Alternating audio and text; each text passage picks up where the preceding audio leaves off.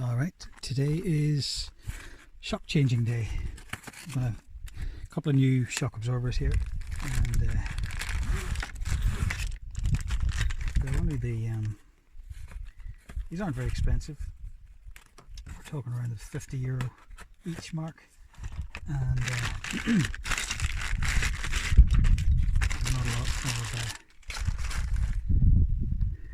there's not a lot to them. Now they're held in by this. Let me actually take this band off. They're quite difficult to compress. That's the whole idea then. I'll take this off, and this will the whole thing will start expanding away up. And that'll grow to its full length. Now if I take this off the top, you'll see that what happens is that there's a bracket that this fits into, and there's a nut at the top which just needs to be tightened up quite hard. Let me move these ones out the way, and then there's one of these goes on like this. They're quite a push fit, so there's a little shoulder on them. You put two of them on, one that side of the bracket, push it up in through the bracket, put one on the top, put the nut in the washer on, and tighten it down pretty much as far as it'll go. And the idea, not the idea, but the this gives it a little bit of a cushion from the chassis, and then this cushions the whole thing, the whole vehicle, the suspension. The fitting at the bottom here, there's just a spigot attached to the suspension at the bottom. Yeah, I can leave this up the way it is. Actually, that's not too bad. I'm just going to fit this one first. So just going to move you around to the time lapse, and we'll get started.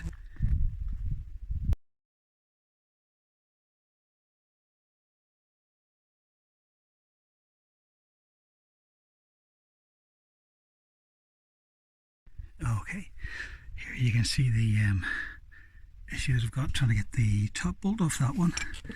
You've already seen the top of the shock here with the two rubber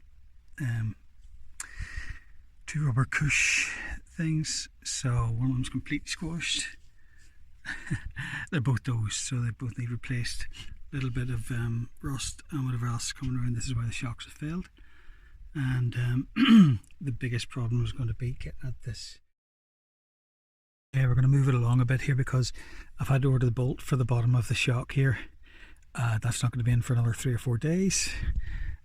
So in the meantime, I'm just going to get this little job out of the way, which is to untwist this. And I think it's because the caliper was taken off. Some of the wheel studs were replaced a couple of weeks ago, and to do that they would have had the caliper off, and I think they've just put it on with a twist on it. So I'm just going to undo the two bolts here and see if I can get that fixed.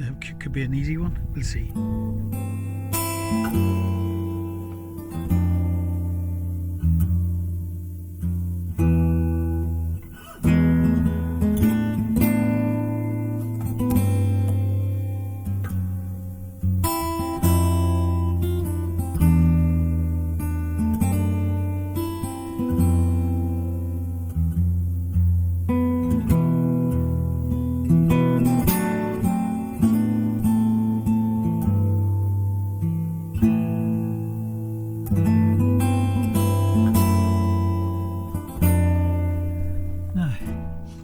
That's a bit better looking. That's that job done. That was just put on wrong.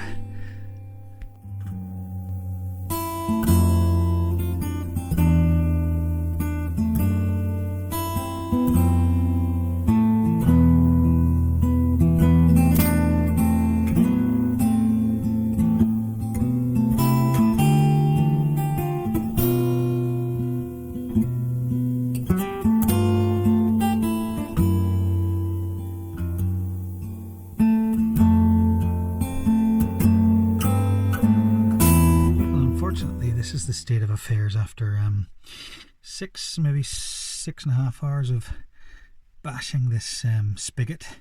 This is the spigot that we're trying to protect, and this is the part of the bushing of the shock absorber that we're trying to remove. and I've tried everything. I've tried torch to try and heat it off. It's completely rusted solid.